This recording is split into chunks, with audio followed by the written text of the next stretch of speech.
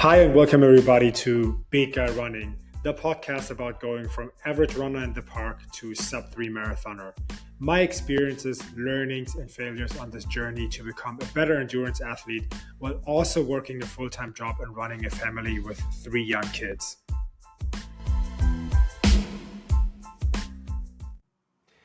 Hello and welcome back everybody to episode number 10 of Guy Running. It's episode number 7 this year. We did 3 last year, so 10 in total, a little milestone. And to kind of celebrate this milestone and to also continue the evolution of this format and everything I try to do and figure out and experiment with, this is the first Guy Running podcast that is also available in video. Nothing spectacular for now. It's mostly me being recorded while I actually talk to the camera and record this episode. So the listening experience itself should be entirely the same. But if you happen to check this out on Spotify, you should also be able to see the video of me here in my office / studio, whatever you want to call it. This is an experiment. Bear with me.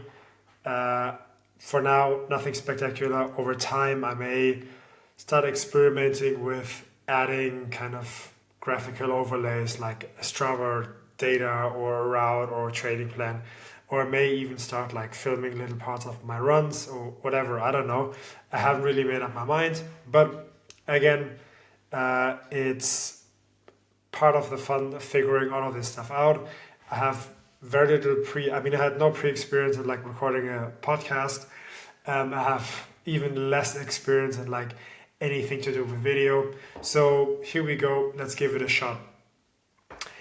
As I said, nothing much changes in the format.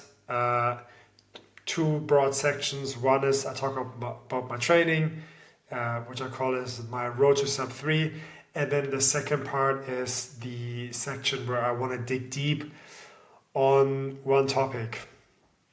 So let's jump into my road to sub-3, my training week, which is the week of like last Monday to Sunday. It was a smaller kind of deloading week. I had about 48 kilometers scheduled, which was obviously much less than the week before, where I had 95 or 98 in total.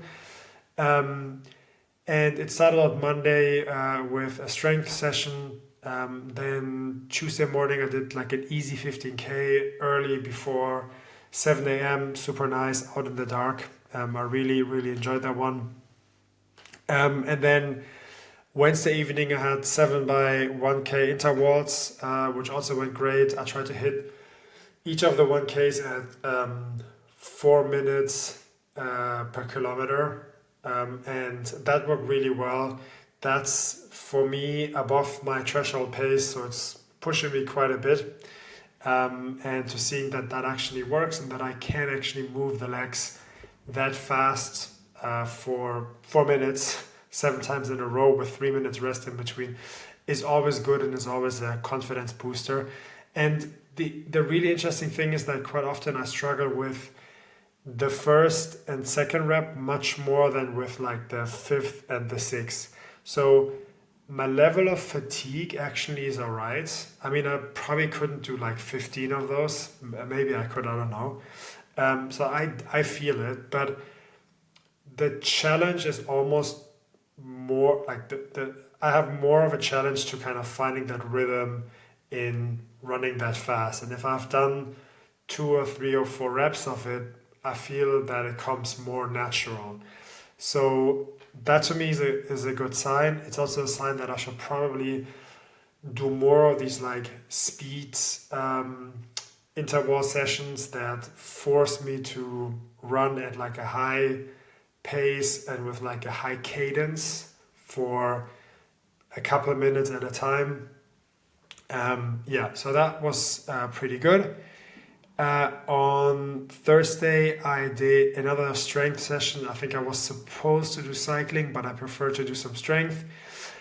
And then Friday is when it kind of started that I didn't really feel well, so I skipped Friday. I think it was supposed to be a rest day anyways.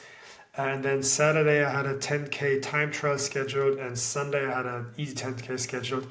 And I couldn't do either one because I started not feeling well. There had been a cold going around in my household with our kids and my wife not feeling great. And then Friday night, I kind of started feeling coming to me. Saturday, there was no way. I probably could have run a 10K, but certainly not a fast 10K. So I decided to hit the brakes and not go for the run. And then, unfortunately, it turned out to be worse coming Monday. And now today is Thursday where I'm recording this. And I haven't run since. I haven't run for an entire week because I haven't been feeling great. Yeah, I've been battling through kind of a cold. So overall, not a great training week. In all fairness, what is that, like 28 kilometer, which is a low. At least two strength sessions. Oh, and I did a strength session on Sunday, because despite not feeling good, I was like, I need to kind of stretch my body, and then I did a little like strength session in the garage, some squats and stuff. So it's not like I didn't do anything, but certainly not the running training week you want as part of a marathon prep. So it is what it is. I already told you I'm in the next week already as I'm recording this, and I haven't run, so it's gonna be a little bit of a kind of an off week as well. And that's what encouraged me to the section I want to talk about in Dig Deep today. Yeah, without further ado, let's jump into the Dig Deep section. I want to dig deep on 0 kilometer weeks and how to deal with setbacks in marathon plans. So, as I said, I got cold, and I know a lot of people. I got a cold, and I didn't get cold. I probably got cold to get a cold, but you know what I mean. I know a lot of people that would just continue to train when they get a cold, and then like try to toughen it out. I don't. When I say I have a cold, I don't mean that I have like a running nose or a bit of a cough, because usually that would stop me from going outside. But I'm talking like headache, feeling like having less energy, feeling really sleepy. So that's what I had been dealing with. So as a result, I kind of stopped my run, and yeah, I think overall it's now been going on for like a week. Excuse me. I may go for a run tomorrow. I may wait for another day. Let's see. But all in all, it's probably going to take 8 or 9 days with like off my kind of running schedule, which is not great. It's not great because if you think about a typical marathon training plan, or my plan at the moment is 12 weeks. That is 84 days if I can do the simple math correctly. And then if you take 8 or 9 days off, that's roughly around like 10% of that plan that I'm missing. So that is obviously not cool and is a major setback. At the same time, this is my third training block that I'm going through. I did a half marathon training block this time last year. I did a marathon training block in fall, and now this is my third one. I had one of those weeks in every single training block, and while it's probably better not to have it, I also never felt like it really was. It really like kind of, hurt the kind of outcome of my training. So I want to quickly talk through how I deal with these 0 kilometer weeks, and how I basically like some tactics or some things I do to kind of minimize the setbacks that result from them. One obvious thing to point out is this is obviously not medical advice. I'm not a doctor. You probably know this by now. I don't even claim to be like a super scientific person. This is 100% kind of my experience and things that I found that work for me. So of course, kind of make up your own mind on these things. So the first thing I try to do in dealing with like sickness is I try to not get sick in the first place, which is kind of obvious. And one of the key things I found useful for that is monitoring my HRV, heart rate variability.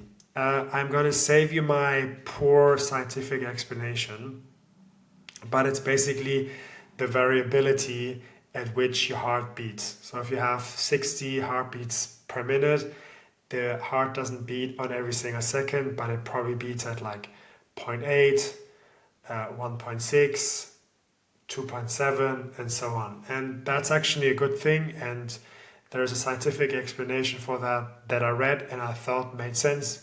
But I'm not gonna like explain it back to you.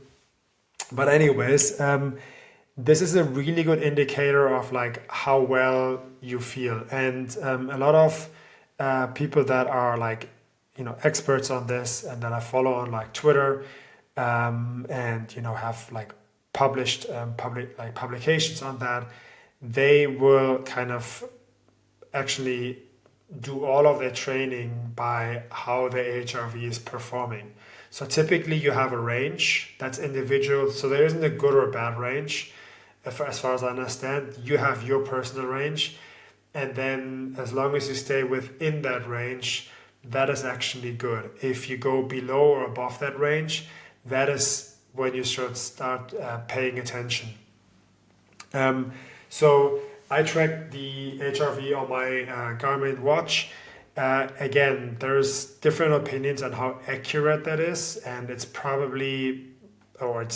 apparently much better if you do it with a heart rate strap and everything. I don't do that, but I wear this watch pretty much 24 hours a day. I wear it when I sleep, and that's when it takes my HRV as well. And for that, that's where I get the numbers.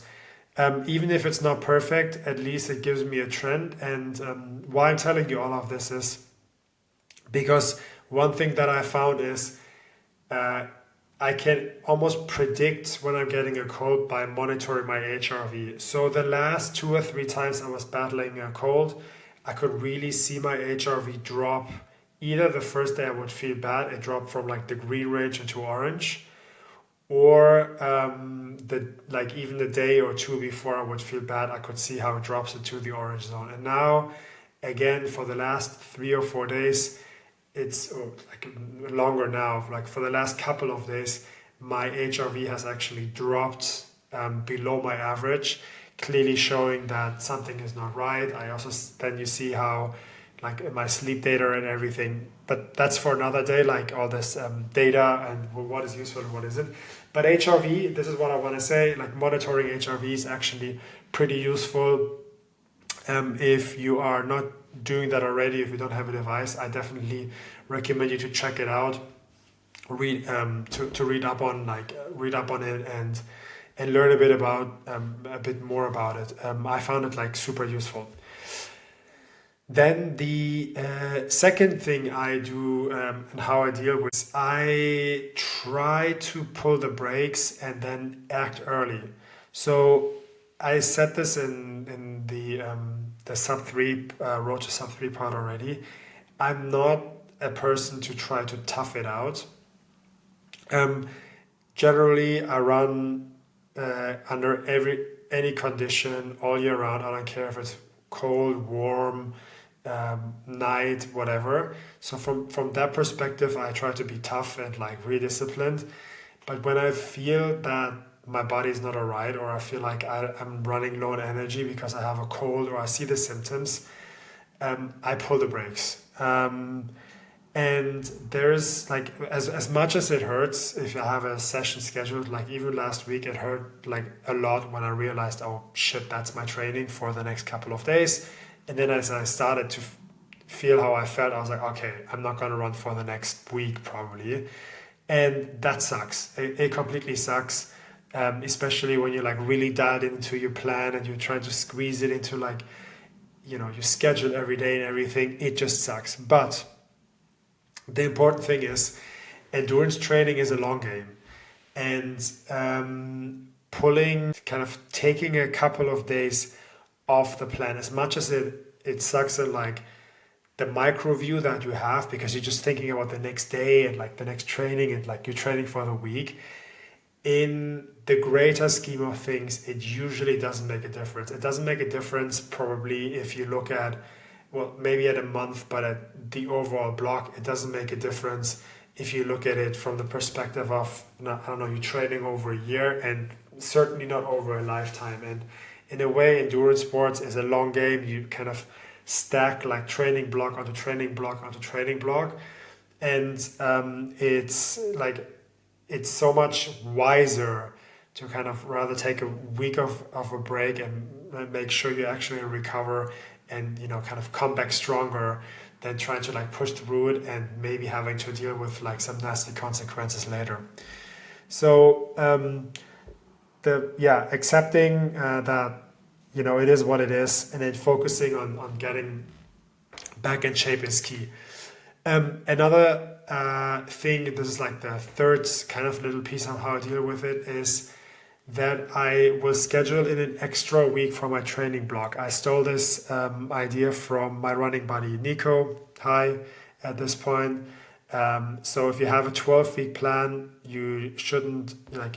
I started my 12-week running plan 13 weeks out from my race, just to be able to have a week of buffer if anything goes wrong. I don't know. Sometimes, it could be like me getting sick. It could be an injury. It could be like life, or like, something just preventing you from doing your running or doing your training. So basically giving yourself an extra week to complete the training. And this is what I'm going to do right now. I just basically pretend like the week that I missed never existed, and I will try to just continue my training plan where I left it off.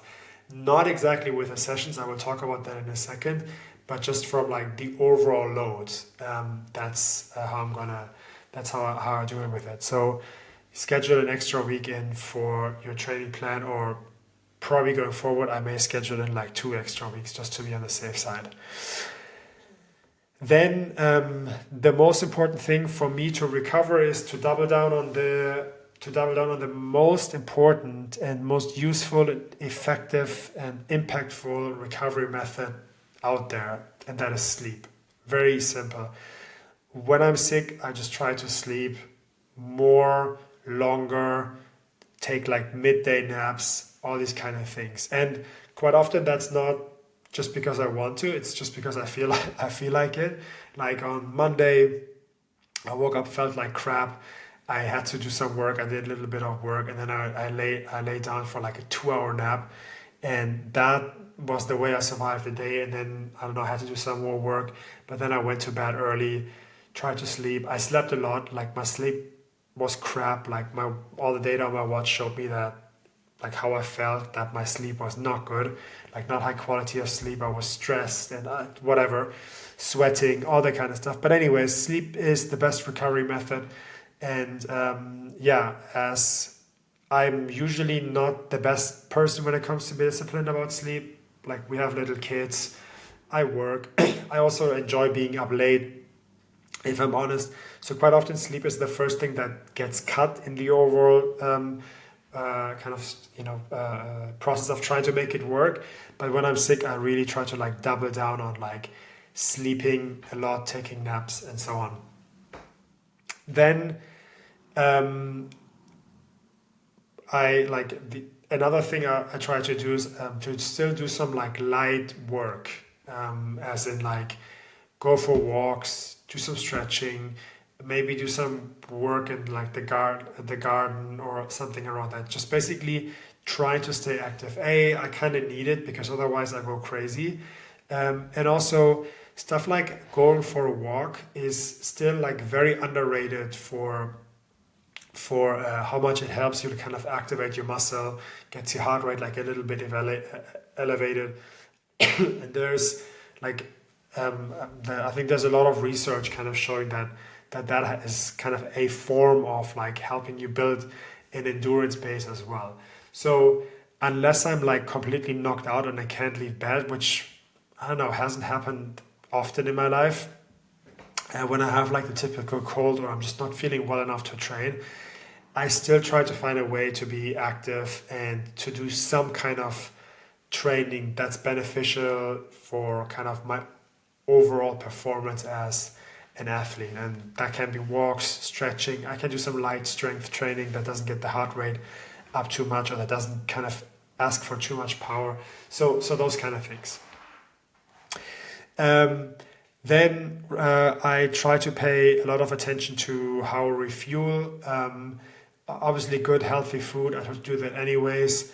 The tricky thing here is to make sure that I don't overeat, because obviously when you used to run every day or like almost every day, the calorie burn like that I have is quite high. So to an extent, I think I'm just used to being able to eat quite a bit, like still healthy, but just like more volume. And when I don't run, I make sure not to do that. And it's funny because I can actually recognize how much less hungry I am, and I can often like skip a meal because again my calorie burn is like significantly down. It's probably halved to like a regular day where we'll have done a run or like a workout or something. And that's also a bit to make sure that if I get back into running after a week, that I don't present myself with like 1 or 2 kilogram extra because I ate like all the good food while not doing the exercise. So yeah, that's what that's why refueling is important. Healthy, like good food is always important. So also when I'm sick and not feeling well, but also being conscious of like not just carb loading like as if I was running. Then stating the obvious, vitamin C is my friends. When I'm sick, I mean, I try to take like vitamin supplements kind of all year round anyways, but especially when I'm not feeling well, I try to like make sure that I'm disciplined with it. And then hydrate, drink lots and lots of water. I do that anyways, again, but when I have like a running nose, like a sore throat, like headaches, I feel like just pouring like lots of water in my system also really helps. So yeah, even more water than usual. And then lastly, when all of that has kicked in to kind of make me feel better again, like I actually do today, or at least now tonight, I feel much better. Then I try to get back into running, kind of building back into it slowly. So how do I do that? Like one thing I picked up in another podcast of somebody, like this guy that's into like all kinds of science for running and endurance sports, is that you should always rest one day longer than you think. So the day that you think you're good again, you could go, you should probably rest that day and then go the next day. It's tough. I'll admit, like it's really tough for me. The day I feel great again, the first thing I want to do is like go outside and like run or like cycle or like go to the gym or whatever. But yeah, probably get that extra day. Again, in the greater scheme of, it hurts on the day, in the greater scheme of things, doesn't make a freaking difference. Then my first run is always an easy run. Usually I do an easy 8, probably 10K, very easy speed. I then try to see if I feel good. If I feel good, I do another one the next day. Still feel good, we back. And then I can kind of pick up my training. So the first 2 runs, easy tempo, making sure like I'm comfortable, like, I don't know, I don't feel tired afterwards or whatever. I basically, if I feel normal again, and if that is the case, we're back in business. The best thing is, as much as I sometimes, I generally love running, but obviously there are days where you don't want to do it, and especially when you're in a training block and you run a lot, like it's up. But then you're off for a couple of days because you're injured or like you're sick or whatever, and all of a sudden you like reappreciate it like crazy. At least I do. So now I'm like, oh my god, like how exciting! Tomorrow or maybe the day after, I can hopefully go back running again, and I know I'm gonna enjoy that one. Like it was my if it was my first run. It sounds a bit silly, but I think sometimes like it's also good good to have to be forced into these breaks, because they kind of make you reappreciate how cool and like how great it feels just to be out and just to go run and be at like full strength without any problems, without any sickness. So that's how I deal with 0 kilometer weeks, setbacks. We all know they're going to happen. They're part of a good training block. I try to monitor my HRV to make sure like I can spot the trend and hopefully do something against it early enough.